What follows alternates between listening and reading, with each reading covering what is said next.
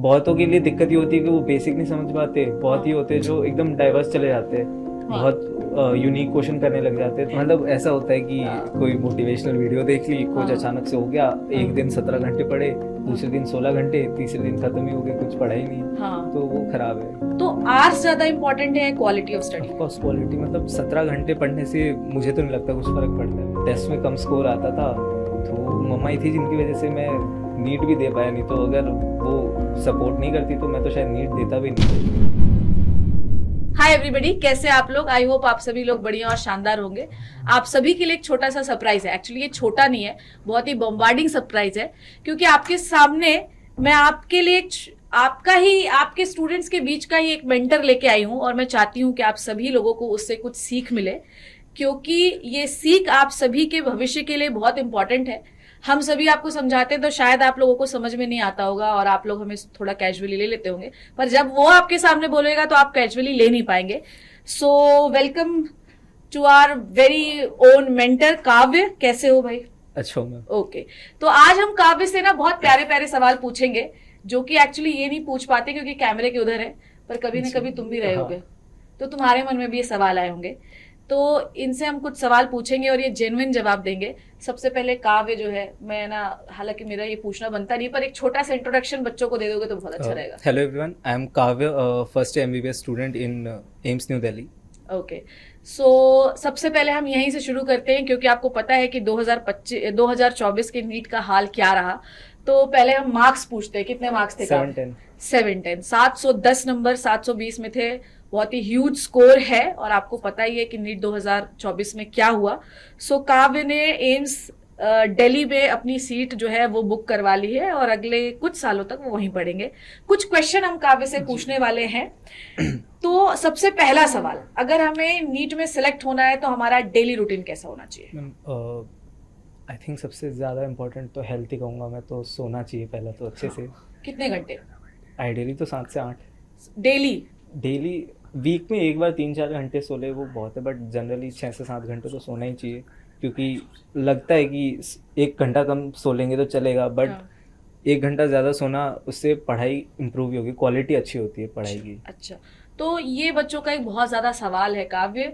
जैसे बहुत सारे बच्चों को मैंने देखा है, ऑफलाइन में पढ़ाने के दौरान भी देखा है, कि जब उनसे पूछो तो वो बोलते हैं 17 घंटे पढ़े, पर मॉक में नंबर नहीं आ रहा है। हाँ। तो आवर्स ज्यादा इंपॉर्टेंट है quality of study? Of course quality, मतलब 17 घंटे पढ़ने से मुझे तो नहीं लगता कुछ फर्क पड़ता है, वो उल्टा खराब है। सो ये तो I think self study of around 6 to 8 hours बहुत है। और सब मुझे लगता है 17-18 आवर्स तक हम कंसंट्रेट भी नहीं कर पाते हो। नहीं, क्या ही वो करते बहुत हो? ज़्यादा हो जाता है फिर तो। अब मुझे ये बताओ कि अगर मान लो ऐसे, अच्छा मुझे बताओ, फिजिक्स केमिस्ट्री बायोलॉजी में कौन सा टॉपिक है जो तुमको आज तक सबसे बेकार लगा, मतलब पसंद ही नहीं है? मतलब तुम बोलोगे कि फिजिक्स नहीं, फिजिक्स तुम्हें अच्छा था? Physical chemistry.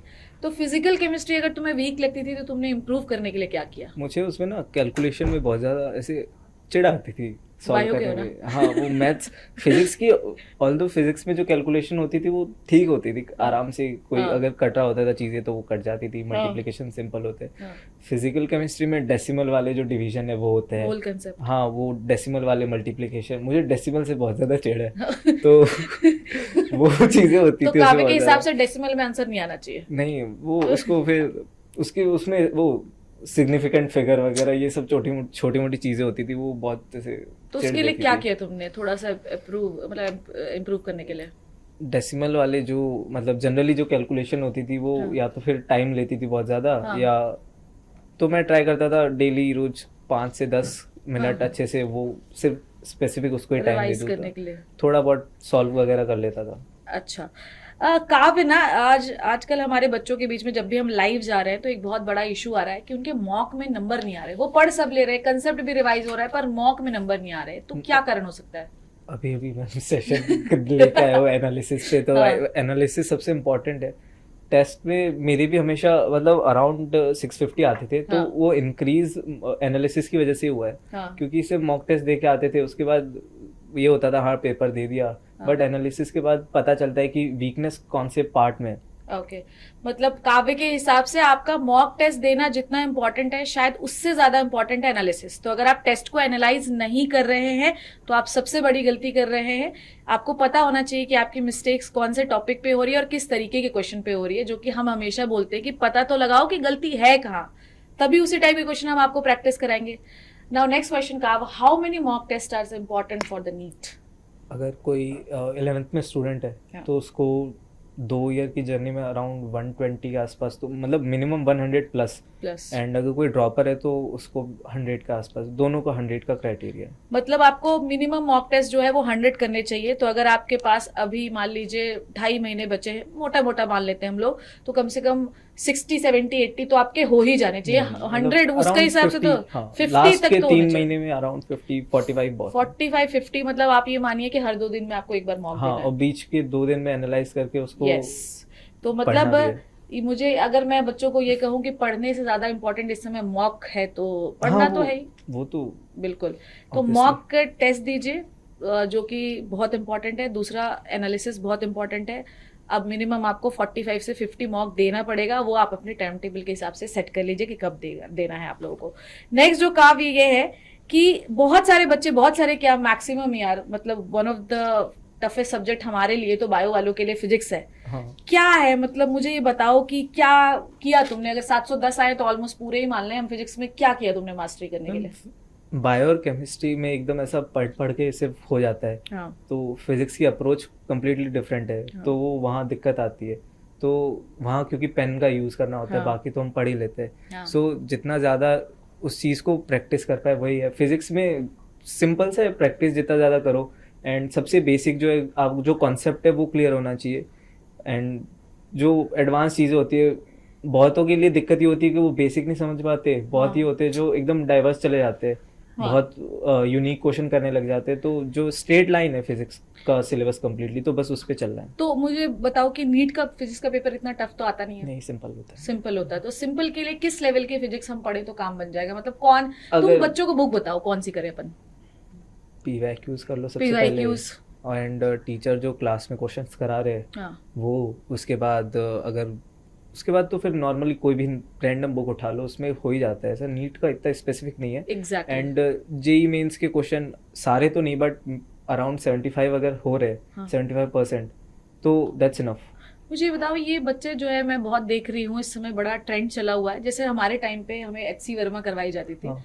पर अब विड्रॉल हो गया, HC वर्मा नहीं कराते। तो क्या जरूरी है HC वर्मा? मैंने तो खरीदी भी नहीं थी। हाँ एग्जैक्टली, मैं यही आपको समझाने की कोशिश कर रही हूँ कि HC वर्मा अब आपको करना ही नहीं है भाई। इसने कहा PYQ जो कि आपको करने चाहिए, और कोई भी नॉर्मल नीट की किताब खरीद लीजिए जिसमें फिजिक्स के क्वेश्चन दिए, और आपके क्लास टीचर से जिससे आप पढ़ रहे हैं।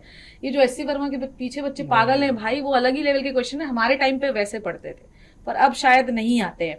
नेक्स्ट जो क्वेश्चन ये है कि कौन सा पहले अटेम्प्ट में आप सिलेक्ट हुए जी। हो?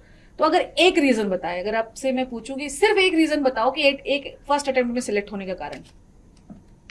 फर्स्ट अटेम्प्ट में सेलेक्ट होने का कारण मतलब कंसिस्टेंसी। कंसिस्टेंसी। अगर आप लगातार लगे रहेंगे तो सिलेक्शन हो हाँ। जाएगा, है ना? क्योंकि पेपर ऐसा है कि टफ तो आता नहीं है इतना। नहीं, अगर डेली रोज 6 घंटे पढ़ रहे हैं, दैट्स इनफ। 6 से हाँ। 8 घंटे सेल्फ स्टडी। अच्छा मुझे बताओ कि क्या अभी भी जो बच्चे दे रहे हैं नीट, उनके लिए पॉसिबिलिटी है कि वो निकाल पाए? हाँ, हो जाएगा, हो उसमें जाएगा। दिक्कत नहीं है। तो बिल्कुल भी स्ट्रेस लेने की जरूरत नहीं है, अभी भी आप निकाल सकते हैं। हाँ, एक कॉमन मिस्टेक जो बच्चों को अवॉइड कर देनी चाहिए अब।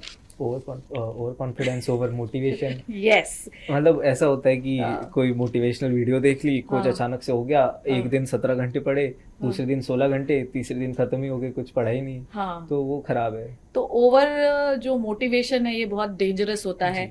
और ये एक्चुअली ना ऑनलाइन का वर्ल्ड भी ऐसा ही हाँ, है ना?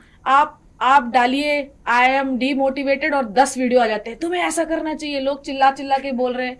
फिर जोश तो आता है, फिर ठंडा हाँ, भी हो वो जाता तो है है। थोड़ा। ऐसे वीडियो से जो आपको ओवर मोटिवेट तो कर देते हैं, पर अगले दिन फिर वो खुद गायब हो जाते हैं। तो थोड़ा इनसे दूर रहना चाहिए, राइट? है ना? पेरेंट्स का रोल कितना है सिलेक्शन में? बहुत ज़्यादा है। आई थिंक मैं उन्हीं की वजह से सेलेक्ट हुआ हूँ। मुझे कोई भी दिक्कत होती थी तो मैं हमेशा मम्मा को बोल दिया करता था कि ये हो रहा है, वो हो रहा है। टेस्ट में कम स्कोर आता था तो मम्मा ही थी जिनकी वजह से मैं नीट भी दे पाया। नहीं तो अगर वो सपोर्ट नहीं करती तो मैं तो शायद नीट देता भी नहीं। मैं बहुत ज़्यादा जल्दी डिमोटिवेट हो जाता हूँ, तो वो हेल्प करती थी हमेशा मोटिवेट करने में। नाइस। तो ये काव्य की बातों से अगर आप ये पॉडकास्ट देख रहे हैं और आप कोई पेरेंट्स हैं तो ये आप लोगों से एक बहुत बड़ी अपील है कि अपने बच्चे को सपोर्ट करिए, क्योंकि वो जिस एनवायरनमेंट में रह रहा है वहां पर बहुत ज्यादा कंपटीशन है और जैसे ही वो डीमोटिवेट होगा वो अपना टारगेट और ऑब्जेक्टिव दोनों छोड़ देगा। तो आप अपने बच्चे को सपोर्ट करिए, क्योंकि सिर्फ और सिर्फ आप ही हैं जो उसको समझ सकते हैं। आपके माता पिता वर्किंग हैं कहीं जी। ओके, तो ये भी एक बहुत बड़ा फैक्टर हो जाता है कि उनका बच्चा भी अच्छी जगह पहुंचे। तो ये एक बहुत अच्छा OMR जब भी हम भरते हैं काव्य, तो हाँ। क्या कोई स्ट्रैटेजी होती है? मेरी तो बहुत ज़्यादा इम्पोर्टेंट थी, क्योंकि मैं बहुत ज़्यादा दुख होता है जब गलत OMR भरने की वजह से नंबर कट जाता है।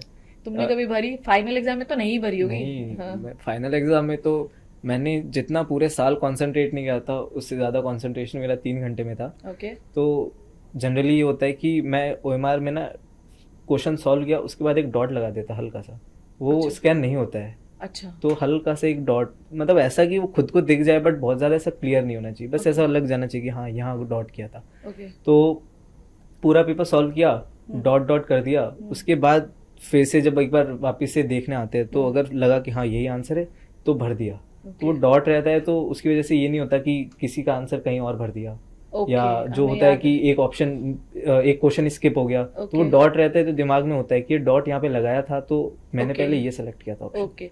अच्छा मुझे बताओ, क्वेश्चन के साथ OMR भरते थे या बाद में?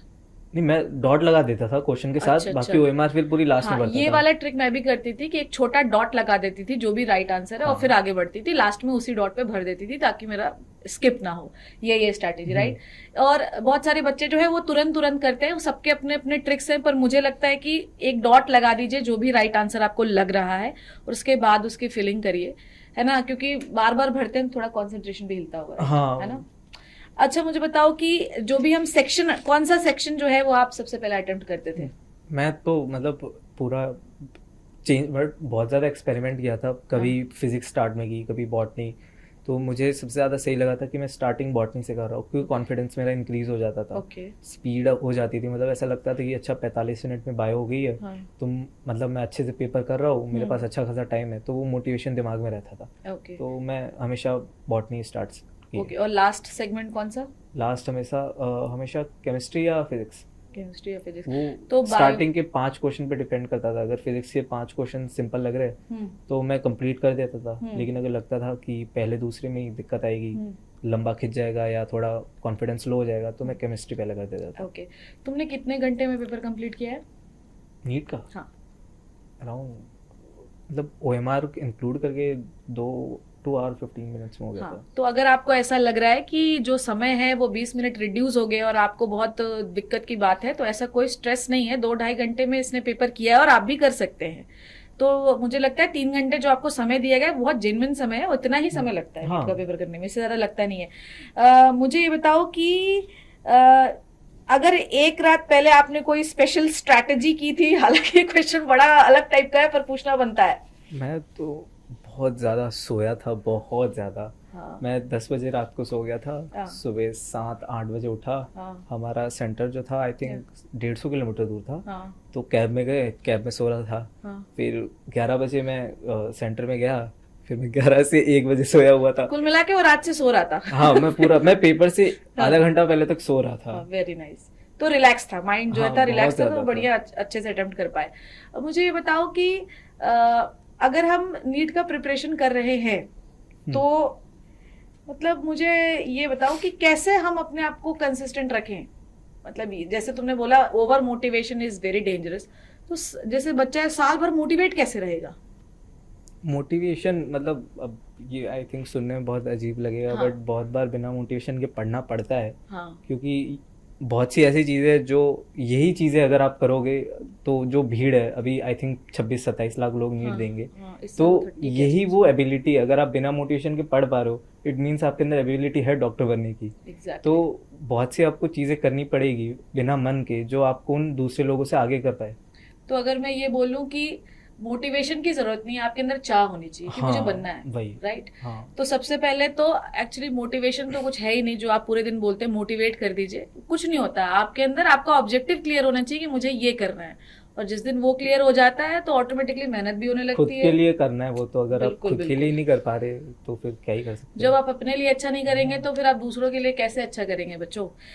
और ये है हमारा सबसे अच्छा। और हाँ, एक और क्वेश्चन है। डेली आपने बताया 6 से 7 घंटे हाँ। पढ़ते थे आप। एक लास्ट क्वेश्चन जो सबसे इंपॉर्टेंट क्वेश्चन है, अगले साल अगर आप नीट के बच्चों को कोई एक टिप देना चाहो तो कौन सी होगी? वही over confidence, Yes. Over motivation ज़्यादा नहीं करना है। हाँ, एंड मतलब ये हर कोई कहता है कि नहीं, चीज़ें कम नहीं करनी, चीज़ें कम नहीं करनी, बट आई थिंक लिमिट भी होनी चाहिए चीज़ों की। बहुत ज़्यादा पढ़ना भी खराब है, बहुत हाँ। ज़्यादा मोटिवेटेड होना भी सही नहीं है। हाँ, बहुत और कम ज़्यादा पढ़ना भी खराब है। मतलब हाँ, वो तो ऑब्वियसली है, बट हाँ। मतलब लोअर लिमिट तो सेट है, अपर लिमिट कोई बताता ही हाँ। नहीं है। तो जैसे पेपर है, पेपर में हर कोई कहता है स्पीड होनी चाहिए, हाँ। बट हद से ज़्यादा भी नहीं होनी चाहिए। हाँ, ठीक है, 2 घंटे लग रहे अच्छी बात है, बट ये नहीं कि 1.5 घंटे में पेपर हो गया। हाँ। बहुत ज़्यादा भी जल्दी नहीं करना चाहिए पेपर। बिल्कुल। तो कुल मिला के आपके लिए एक टिप है ये अपर कि लिमिट सेट होनी अपर चाहिए। लिमिट आपकी सेट होनी चाहिए। आप बिल्कुल पढ़, मैं हमेशा ही कहती हूँ यार कि आप को ये लगता है कि अगर आपका बाजू वाला 18 घंटे पढ़ रहा है तो वो नीट में सिलेक्ट हो जाएगा, ऐसा बिल्कुल भी नहीं है ना। आप अपने माइंड में खाली स्पेस तो छोड़िए जहां पर आप चीजों को स्टोर कर पाइए। तो आपको आपकी मिनिमम लिमिट जो है वो 7 से 8, मतलब यही आपकी मैक्सिमम, यही आपकी मिनिमम। मतलब आपको मिनिमम से नीचे जाना नहीं, मैक्सिमम के ऊपर नहीं जाना है। जब व्यक्ति जो है नियमित तरीके से जीना सीख जाता है तो वो हर चीजों को पार कर लेता है, राइट? Yes, ma'am. सो हम ये कह सकते हैं कि discipline is the key of success, right? Sure. तो डिसिप्लिन है। थैंक यू सो मच काव्य, आप हमारे साथ जुड़े, हमारे बच्चों को मोटिवेट किया, और all the best. Thank you, आप ma'am. जब MBBS कंप्लीट कर लीजिए, ऐसे ही आप MD कंप्लीट कर लीजिए, ऐसे आप SRF कर लीजिए, सब कुछ कर लीजिए, Sure. और एक अच्छा डॉक्टर बनकर हम सभी लोगों का इलाज करिए।